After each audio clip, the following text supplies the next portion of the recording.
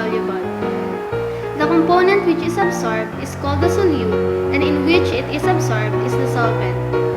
On the other hand, stripping or desorption contains one or more components that are separated by contact with a gas.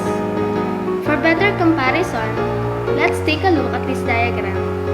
In gas absorption, two components of gases A and B can be separated by contact with liquid C, whereas in stripping, liquid components A and B can be separated by contact with gas C. In this example, heat is transferred from the refrigerated space to an evaporator, vaporizing the refrigerant, which is ammonia. The ammonia gas is absorbed into a water-ammonia solution and heat is lost to water. The solution is pumped through a heat exchanger to a generator. A heater boils off ammonia and the weakened ammonia-water solution returns to the absorber. In the condenser, the ammonia gas loses heat to water and returns to the evaporator as a liquid. Now, let's talk about the equipments for gas absorption. The first one is a pack tower. It is simply a tube or pipe which is filled with some sort of packing. The purpose of the packing is to promote good contact between the liquid and vapor streams. The liquid stream is usually fed into the top of the tower while the vapor is fed into the bottom. Thus, we have counter current flow of the two streams. The second one is a plate tower. They are vertical cylinders in which the liquid and gas are contacted in stepwise fashion on trays. Liquid enters at the top of the column and flows across each plate and through a downspout to the plates below. The liquid moves downward and gas moves upward. Two methods of contacting the gas and liquid are possible. Those are countercurrent and co-current operation. Countercurrent gas absorption is the method that is widely used in the industry. The gas enters the column from below and leaves at the top, while liquid enters from the top and flows in opposite direction and exits from the bottom. As you can see from the diagram, the gas flows upwards, while the liquid flows downwards. Inside the column where there is vapor-liquid contact, mass transfer by absorption occurs. On the other hand, co-current mode of operation is seldom used in practice. There is no minimum liquid-to-gas ratio, and it is less efficient than counter-current operation. But the advantage is the lack of flooding limitation, and high gas flow rate can be used, which reduces the required column diameter.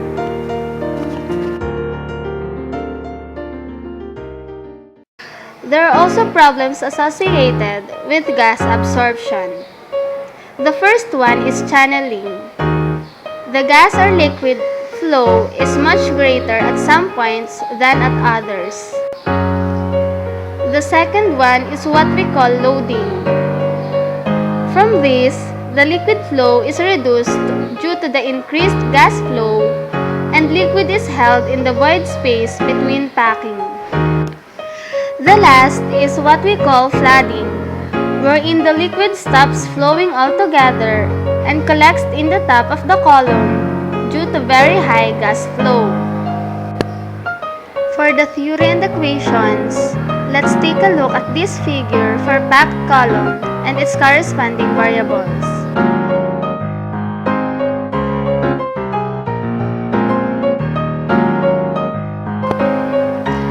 Thus, we can have the following equations.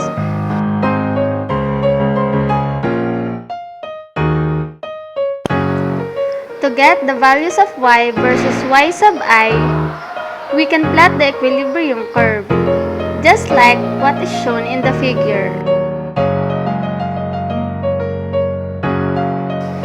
There are possible sources of equilibrium data. The first one is the solubility data, which can be found in figure 2-127 for NH3H2O and table 2-124 for SO2H2O in Paris Handbook 8th edition. Second was based on Henry's law. The Henry's constants can be seen in tables 2-124 and table 2-125 in Paris Handbook 8th edition for various compounds in water.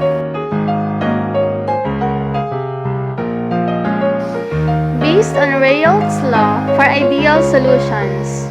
For vapor pressures of solutions, see Table 2-11, Paris Handbook 8th edition for pure compounds.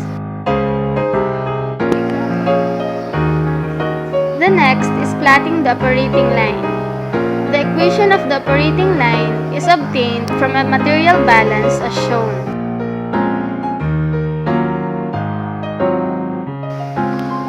Next, determine the slope of the tie line, which relates the actual concentrations x sub 1 and y sub 1 with the interfacial equilibrium concentrations x sub 2 and y sub 2. Now for the plate column.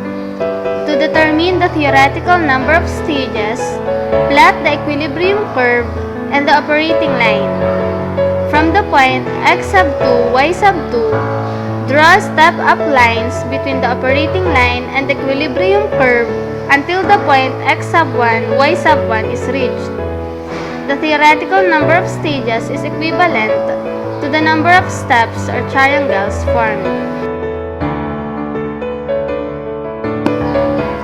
Second, if the operating line and the equilibrium curve are linear, apply absorption factor method or the Taylor-Tour.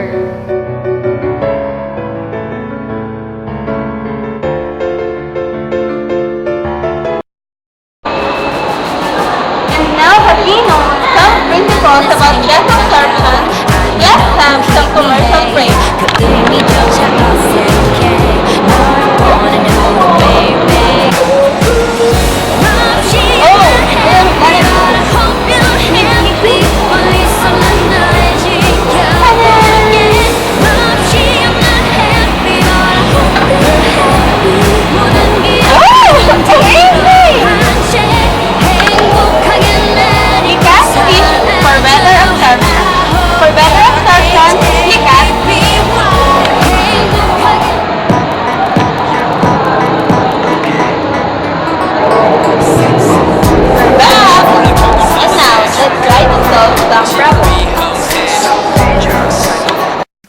For the first problem, absorption of acetone in a countercurrent stage tower. It is desired to absorb 90% of the acetone in a gas containing 1 mol% of acetone in air in a countercurrent stage tower. The total inlet gas flow to the tower is 30 kg/mol per hour, and the total inlet pure water flow to be used to absorb the acetone is 90 kg/mol of water per hour. The process is to operate isothermally at 300 Kelvin and a total pressure of 101.3 kPa. The equilibrium relation for the acetone in the gas liquid is y sub A equals 2.53 x sub A. Determine the number of theoretical stages required for the separation. To solve the problem, a figure was drawn in order for us to identify clearly the given. We have L prime, which is 90 kg/mol per hour, and x sub 2, which is 0. Y sub 2 being related to y sub 1 gives us the equation y sub 2 equals 0.1 y sub 1. We can obtain the value of B prime from B1 as shown, giving us the value of 29.7 kg/mol per hour. With the given, y sub 1 equals 0.01. Also, the given equilibrium relation for the acetone in the gas liquid, which is y sub A equals 2.53 x sub A. In order to get the value of y sub 2, we can use the equation y sub 2 equals 0.1 y sub 1, which gives us y sub 2 equals 1.0091 times 10 to the negative 3.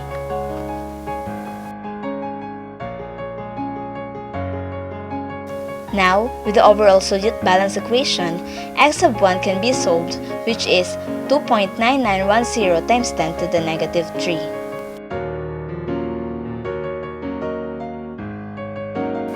Through the equilibrium relation y sub A equals 2.53 x sub A, we can obtain y sub 1 asterisk and y sub 2 asterisk.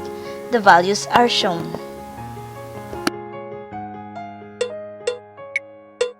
So, in order to know the theoretical stages, we can use the Taylor-Tour method with the following equation. By solving, we can know that there are 5.1 theoretical stages.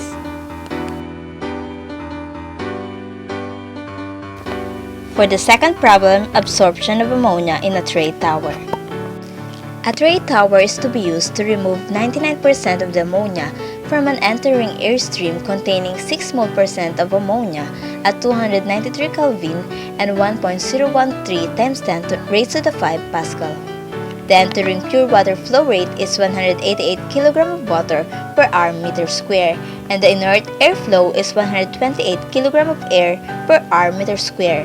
Calculate the number of theoretical trays needed.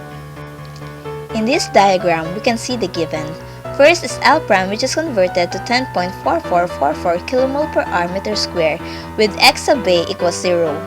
Relating y sub a to yb, we can have the equation y sub a equals 0.01 y sub b.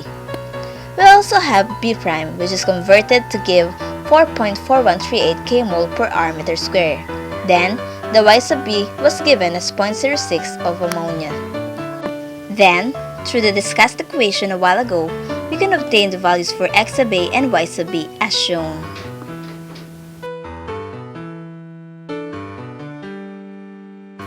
Now, in order to get the value of x sub b, we can use the overall solute balance equation.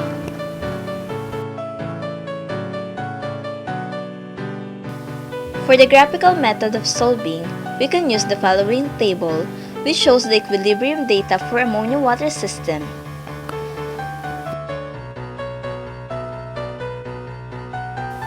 With the values solved a while ago, we can have our operating line.